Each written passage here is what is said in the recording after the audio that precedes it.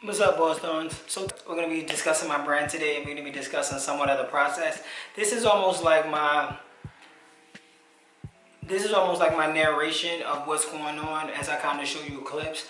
I haven't been the most organized with these clips, and in addition, like I don't really have a team, so it's like I be like, it's not like I'm like, oh shit, let me start recording. Sometimes we miss that. And in short, it was just talking about turning your art into pain, and for me, I'm like, at the time, I'm like, well, what pain exactly do I have? You know what I'm saying? And like, cause you know, I was in a good place at the time.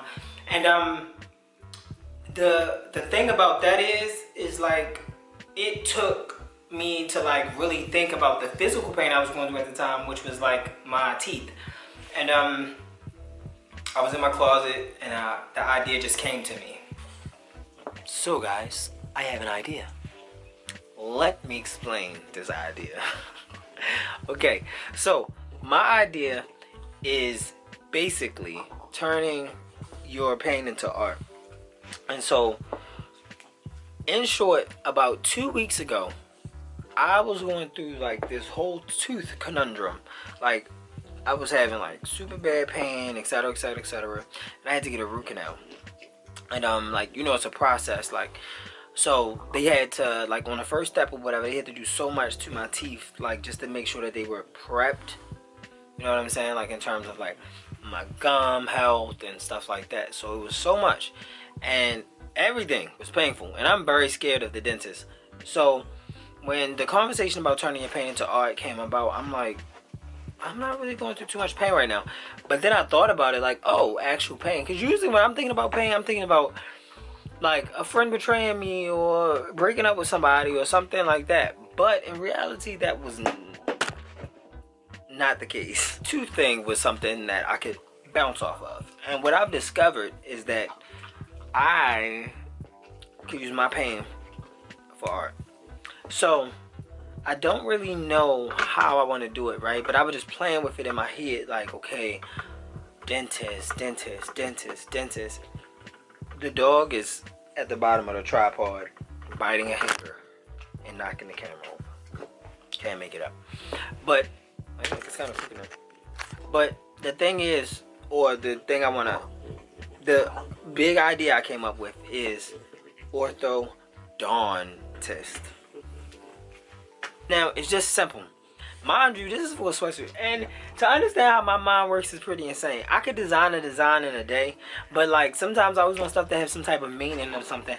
But it's so funny because I know the way things are received, it doesn't even really matter, if that makes sense. Like, I could design a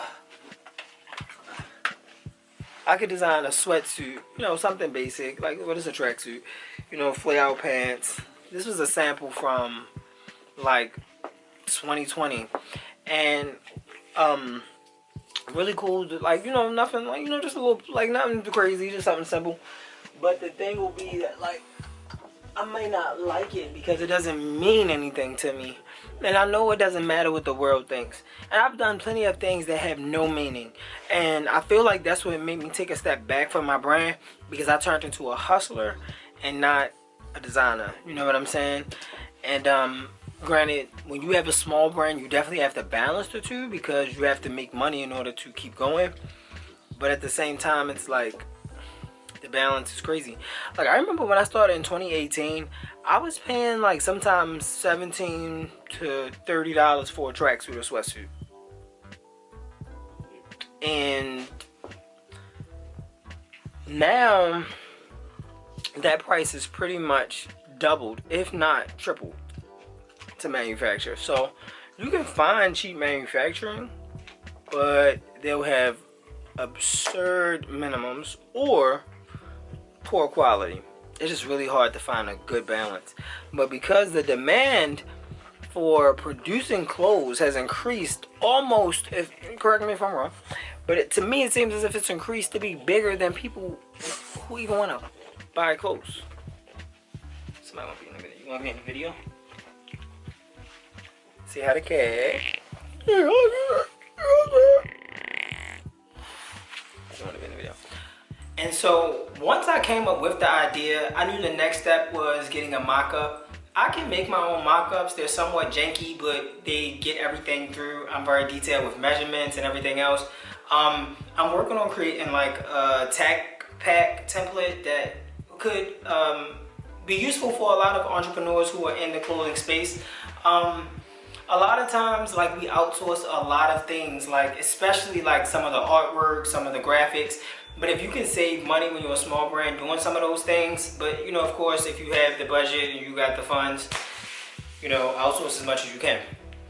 You know how doctors or whatever, like when they put their gloves on, they kind of do that thing where they like,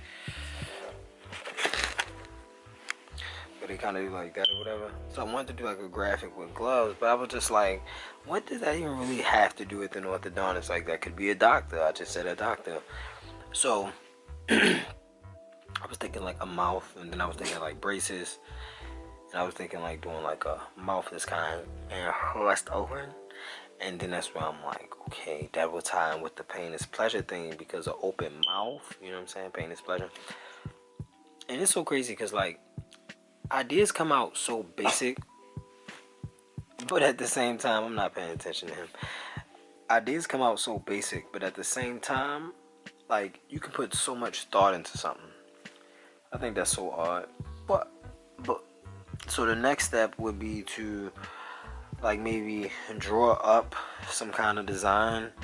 I'm thinking like maybe a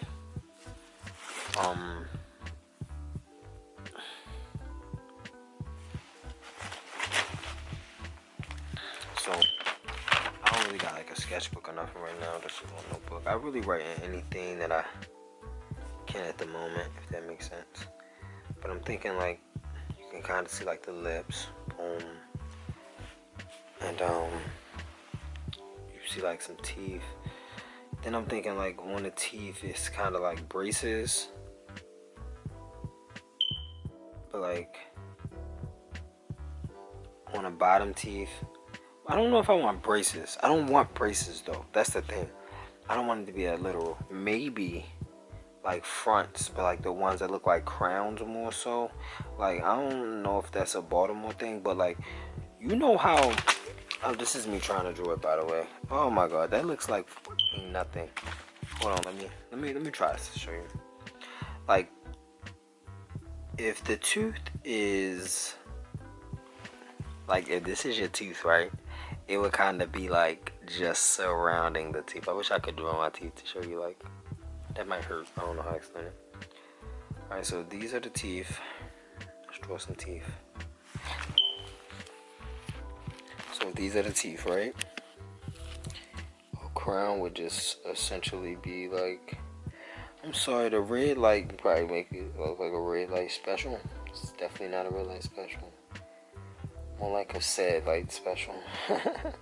Crowns kind of just like silver or gold, and they kind of just frame the tooth. Kind of like a crown frame shade, right? Bitch, what that's for?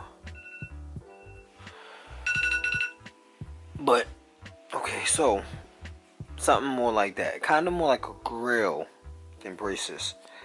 But I know I want like the grill on the bottom to say Dino. And I know I want to do like a zip up hoodie. Of course, a double zipper. Because the reason why I want to do a zip up hoodie is because I feel like, well, one, personally, I need some zip ups. Really, that's why I want to do a zip up hoodie. And so, like, oversized hood. I like my hoods a little big. Little drop shoulder. Mind you, this sketch, it makes sense to me, but it will not make sense to you guys when I show you. But the sleeves, I want to kind of have some type of like cool distressing.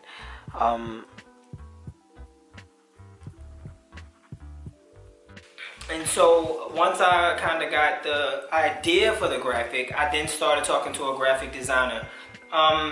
I work with people that like I find on Instagram sometimes, but you could always go on Fiverr.com and locate graphic designers for the low. You know what I'm saying? Like for the super low. And in addition to that, you also have what else? Like if you, like there are a lot of graphic designers. Like I have a friend, her name is Deja. She does amazing graphics. I'll like put her stuff right here. But like once I came up with the idea for the graphic, I knew that I had to talk to a graphic designer, and that was the next step. So after a couple weeks of maneuvering things with the graphic designer, I finally was able to use the graphic designs in a mock-up. And some of the stuff I kind of did myself, because with graphic designers, sometimes they're very specific unless you're working with someone that you know. If you can, try to work with someone in person, because you can save a lot of the back and forth, which can take time. Like manufacturing usually takes around 2 months in terms of like the full product run. But before that, you have to send in graphics, you have to get a sample, and then you can, like once you get your sample, you review your sample. Sometimes people test their samples. But whatever the case may be, we can get into that a little bit more once we talk about samples. But in short, so my point is, if you want to get your graphic time down as concise as possible, because the truth is, no one wants to have like a difficult time with graphics, you know what I'm saying? Okay, and so once we got the graphic design done in terms of the mock-up, you want to definitely start working on like measurements and stuff like that. I pretty much have like lists of some of the measurements based on what I'm going for.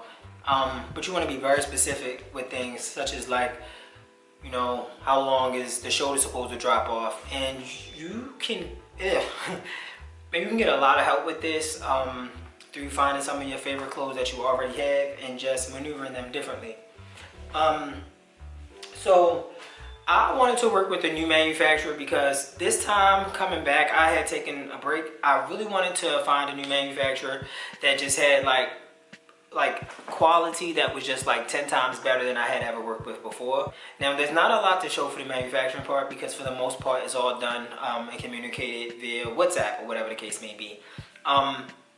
When I tell you, like, everyone knows how to find a manufacturer at this point. That's not really like private or secret information. You can go on social media, on Instagram, and type in manufacturers. Just like be specific about where you want them from. So if you want like China clothing manufacturer, use that hashtag. And sometimes you can see the page, look at their work, look at the comments. You see comments like semi, then you know they're real, but you know they ain't sending you. You know what I'm saying? So I had a really smooth process with my manufacturer in trying to produce my sample. They were a little expensive, but I was willing to pay the price because of the quality. And so we spent about 2 or 3 weeks going back and forth with just like the quality of materials, the color of materials, the specific designs. Like if there were things I missed, like, oh, God bless me. If there were things I missed, like, oh, hey, like, did you want metal grommets? Did you want, you know, something here? Did you want this here? It feels really good when the manufacturer start asking you questions, because it's like, yeah, I might have missed some things, but at least you're peeping game. You know what I'm saying? And sometimes they have their own size charts, and sometimes you can just get samples from things that they've already made. But I like to be very specific with stuff. I go to like a lot of different brand sites and look at their size charts and see like what they look like, and then I adjust to what I like. So for instance, right, I might see like the waistlines on certain pants, and I'm like, oh, okay, because I love the way those pants fit. But I'll change the inseam to be something more specific for me. So after talking to the manufacturer for some time, then we moved on to the sample stage. The sample stage really was a little complicated because we had to change a lot. Like originally we wanted screen printed, and then we moved to DTG, and then like, you know, it was like a lot of those like nooks and crannies. And then at the last minute, like we were trying to decide whether or not I was going to pay for a sample with the tag. And I just was like, it's fine, I'll do it without it, because I knew I wasn't doing anything complicated. So then we received the sample.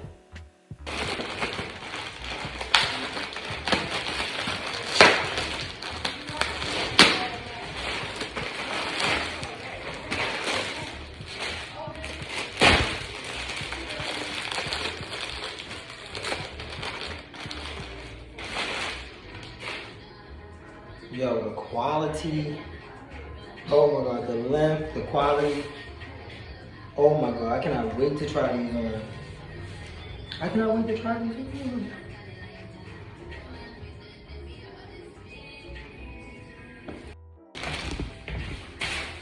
Alright, And it's the hoodie. It's the hoodie. It's the hoodie. It's the hoodie. Let's see. Oh my God, the printing looks so. Ow. Well, at least we know it got a nice string on it. Look how big the hood is. Look how big the hood is. Look at the details on the sleeve. Crazy.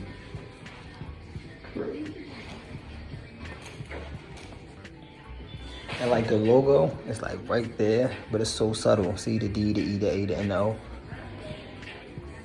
Oh my God, nice heavyweight zipper, double zipper.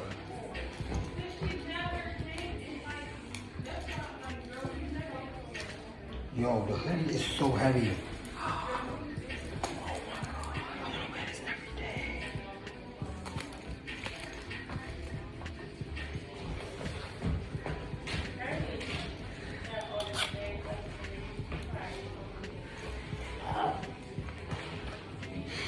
Y'all don't understand like how long. Oh my God, do you see how big the hood is? Do you see the drop? Yo, they killed this. They killed this. All right. So once I received the sample, I knew that like everything was amazing. I knew everything was a 10 out of 10. I'm like, yo, I'm definitely getting this produced, hands down. Best quality I've ever felt. It was super heavyweight. The pants fit perfect. The hoodie fit perfect. The details was perfect. The distressing was perfect. I was like, I'm ready to go full steam ahead. Now, some manufacturers can give you an idea what the pricing will be like before they produce it, but usually they like to create the sample first in order to know the exact fabric, the exact hardware, every small detail, so that way they can give you a better price. Now, post-pandemic, shipping, manufacturing prices have been crazy in general, but shipping prices have been insane. Like what I paid for these sweatsuits, I literally could have probably went to like a fast fashion retailer, bought a decent quality one, and maybe get DTG on them, and probably would have saved money. And I wouldn't have had any worries or mistakes, because when you buy stuff like wholesale and you just print on it, like you have no errors. Sadly, that's not how my brand works, and that's just not how I operate. So that was an option. I'm not saying I never took like a, you know, like a basic hoodie and kind of redesigned it, because this is my brand, by the way. And that is what happens. So that's not saying that like that isn't cool. I'm just saying like that's not what I wanted to do that time. So yeah, I hope you guys like this video. This was just one of the first parts of many. So be sure to keep watching, because we're still going to be discussing the photo shoot ideas. We're going to be discussing the marketing, the content, and just a lot of other things that we want to do. All right, stay untouchable. Godspeed.